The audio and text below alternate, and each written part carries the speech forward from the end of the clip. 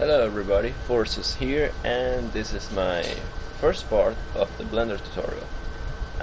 First let's start by setting up Blender.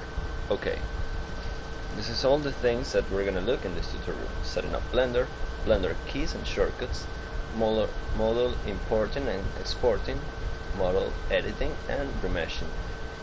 What does this mean, remeshing? When you load a point die or a collada model, they don't load perfect, so they might have missing parts, stuff that you're gonna have to fix. You can use other models, or you can fix them yourself. Okay, first let's set up Blender. We're gonna go into File, User Preference, Add-ons, it's already selected, and we're gonna go into Testing.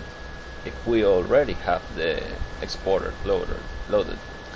If we don't have it loaded, we go to Install from File and look for our folder, which mine will be Spintars. Here it is. This is the zip file of the exporter, which I will be linking in the description of the video or in the forums. Okay, once it's loaded, it should pop up right here. It's already active by default once you load everything. And we save the user settings. If we don't save, only this file in this time we're using Blender, it will load it. If we close and open again, it won't be active or loaded. Okay, save user settings and close it. Now we set up Blender. Now, keys and shortcuts. As you saw when I started the video, I click on these little bars. These are work areas.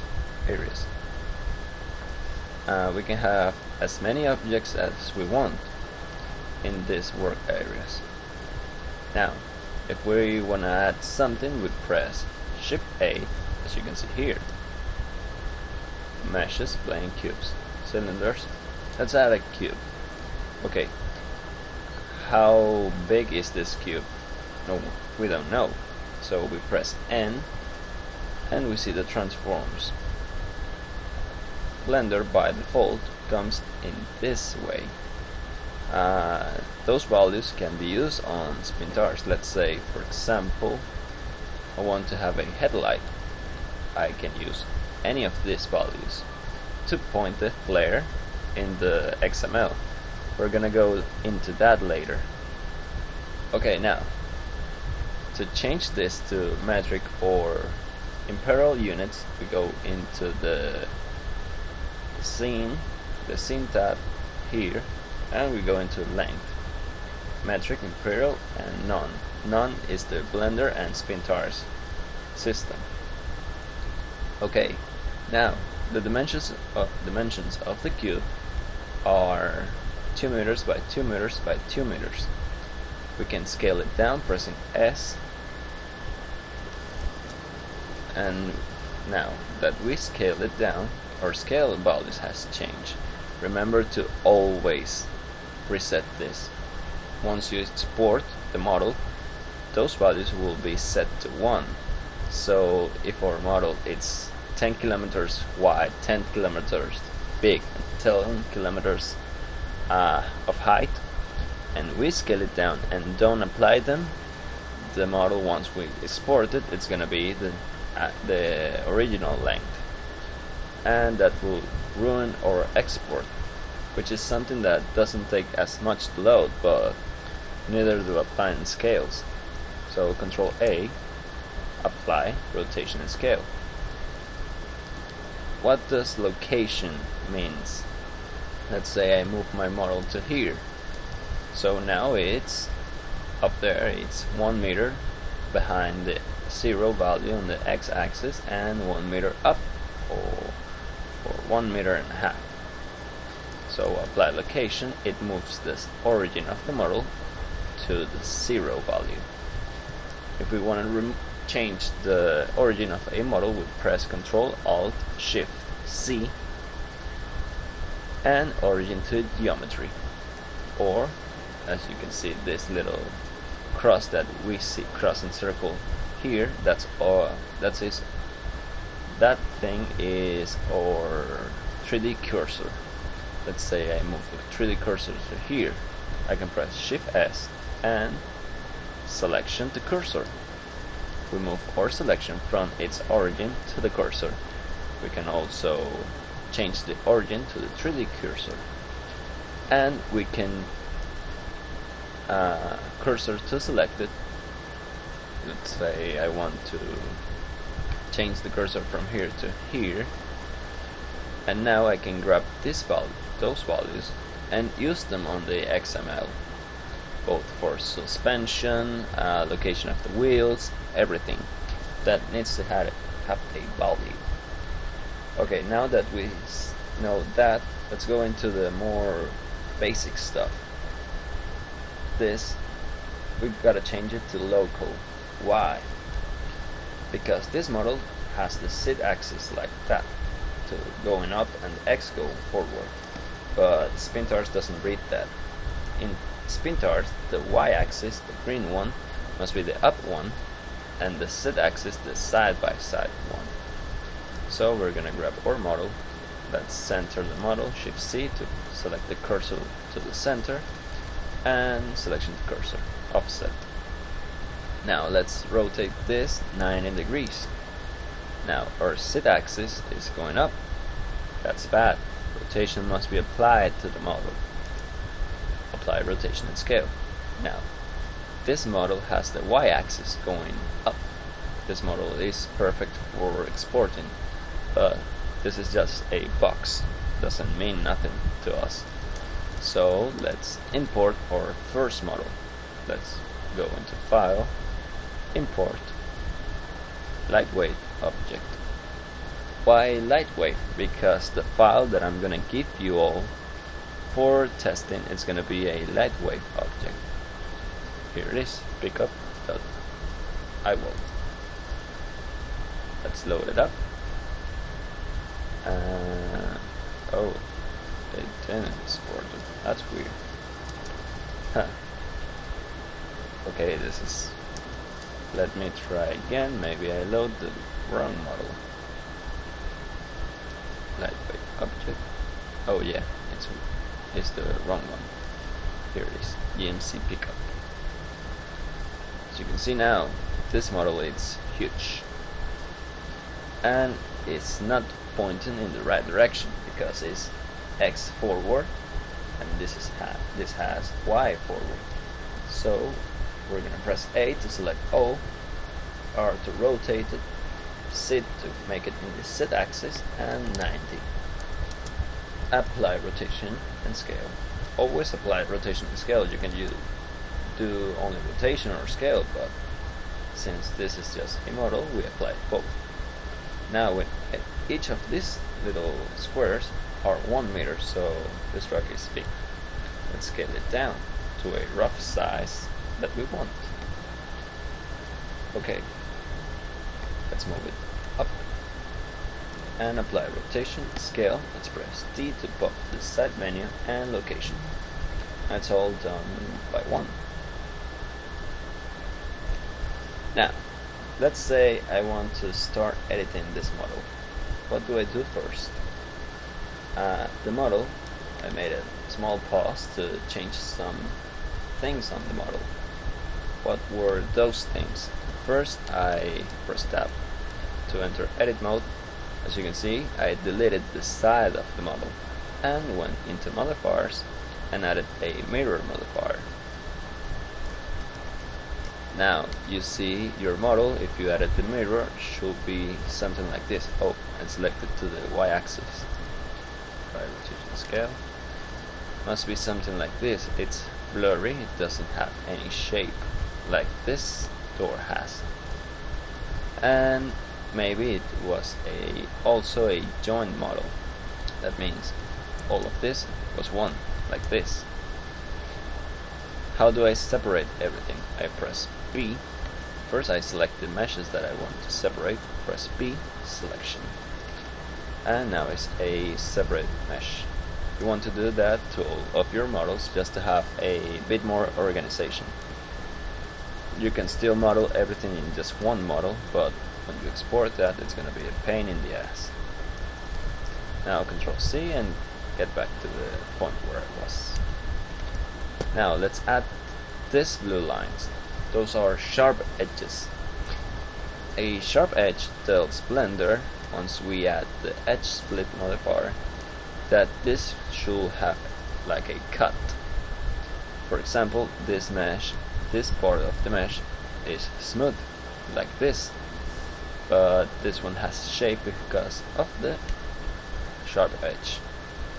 Now let's add the sharp edge modifier. How do I add those lines? I go, you should be on Tools, go to Shadings and UVs, Edges, Sharp. If we remove it, you see the blue line goes away, sharp. Now add the edge split, and voila, here's your model. Now, you don't want to have this little sharp edge right here, so you change the edge angle, and as you can see now, it's fixed. Another thing, a little tip. I said was gonna give some tips out, so this is the first one. This model has quads, pulleys, and also it has end guns. Oh wait, well, this is a quad too, but there aren't any straight edges in real life. They're all kinda bevels. So let's select each of them by pressing Shift and right click on the mouse, like so. Control B, and this adds a bevel. Now, if you scroll up, you add more subdivisions to that bevel. Having with 3, I found the best amount we can have now. Let's remove the smooth edges. We shall have now smooth edges, not sharp ones. And you see right here that it's bad. It's not load. It's not bevel right. That's because the mesh was split right there. Let me go zoom in a bit more. You see, this part has a extra vertex. I'm gonna press first this one and Shift and select the second one, selection to active, and I'm gonna do the same right here, selection to active, select all, W, remove doubles, B, and select this edge right here, and as you can see there's a face here, delete face, and now it should be smoothed properly. This is just a little tip that I'm giving you, but to start just go like this. You can bevel them later. Okay, now you won't find this mesh like this. How would you find it? You go back, you will find it to be something like this. How do I go from this to this? It's easy. I select the crushed edge, and I click them a few, X, limited dissolve, and it removes that crossing edge. Now if I do the same here, oh well, it wasn't that one. Sometimes it will delete this vertex. Let me see if it does it here. Limited dissolve. Oh well, now it doesn't. Let me see right here. Oh, it's not letting me. So if it doesn't let you, go into dissolve edges. Oh, it did it here. You see, it deleted this one, but if I do the same here, dissolve edge, it won't. What you gotta do here is go to the edge, to that edge, and delete it, delete edge, select them, and press F to fill that space.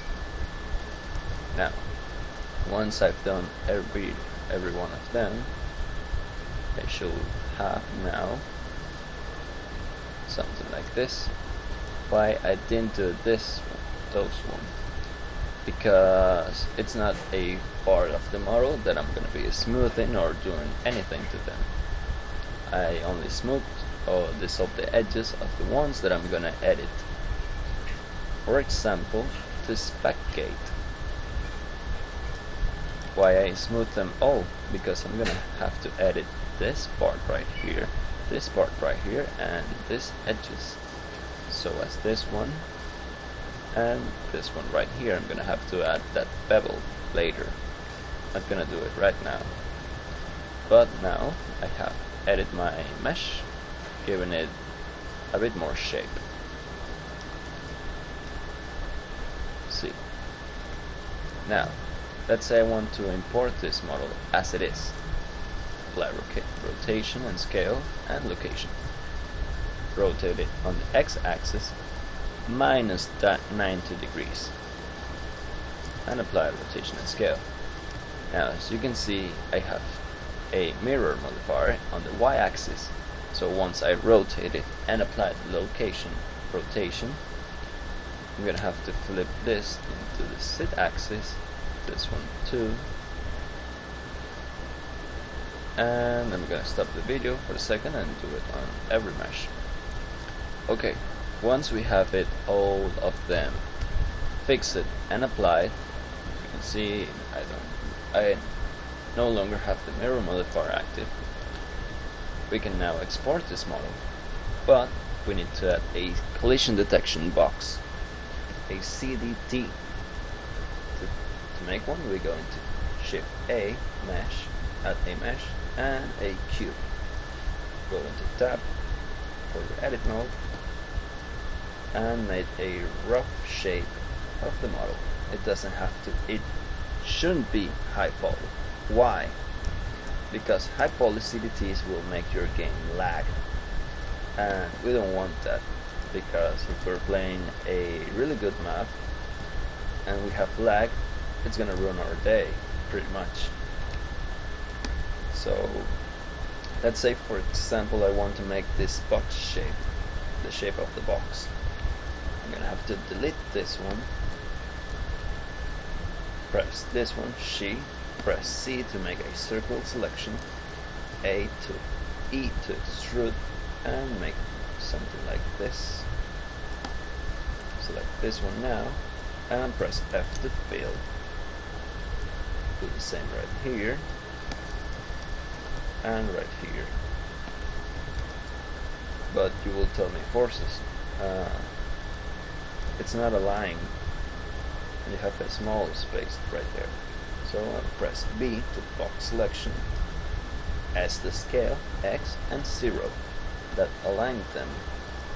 Now remove doubles and also add a subdivision.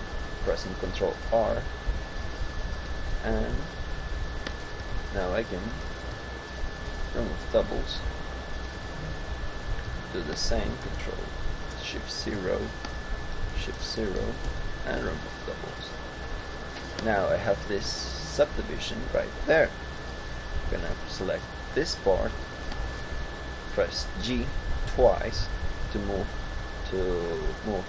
those vertices in that line.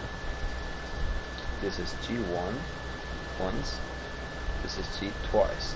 You see? It gets dragged along the edge. And remove double. Now I have my CDT for the model. I'm gonna call this, let's close this display, let's close shading, I don't need them, and leave items. I'm gonna call this chassis underscore CDT. Press A and Control P. Set parent to object, keep transformation. like rotation and scale and location. Now this is CDT. This CDT is a rough scale of my model. I go into File, Export, ST DirectX. You can use the DirectX from the stock Blender exporter, but you're gonna have to disable a few things on the .pi file, which I don't have. I don't have the edit one, nor I have it on file or on loaded into Blender, so I cannot share it because I lost it, and I can't find it on Ruby for some reason. The link it's broken or something. Now go into ST.x exporter and export model tree. Object selected makes me only export the CDT. Only objects export all the objects as one, including the CDT, so it won't load on the game. Export the model tree. And let's go into any truck that I have. For example, this one I call GMC underscore body. I make that, as you can see, to keep organization. Now export it. It's gonna take a while depending on your PC. And what does this mean by model tree? It means this. We have chassis CDT and all the other meshes that I previously separated from the main mesh. Now it all gets tracked as like one. And that's how we set up Blender. We do the Blender keys and shortcuts, model importing, exporting, and editing and remeshing. That's all for this tutorial. The next tutorial will be setting up the model in the editor. That means making the mesh, the XML file, loading materials, and loading things like the shafts and other things. Also, on the next tutorial, apart from that one, I'm gonna teach you how to make wheels. Making wheels might seem like something easy, but it ain't. I'm gonna save now, Control S, and let me show you one of my, where it is, buggers. Here it is. A preview of how I make wheels. I will show you them later. For example, this is a bugger, blah blah. I think this is the one. Yeah. You can see I have the rim. Let me enable my screencast. I have the rim right here, and I also keep it low poly, 6K, 6.5K. But this, the thread, I actually only make one. And I do a array modifier, which I will show you how to set up later. Thanks, this was all for this tutorial.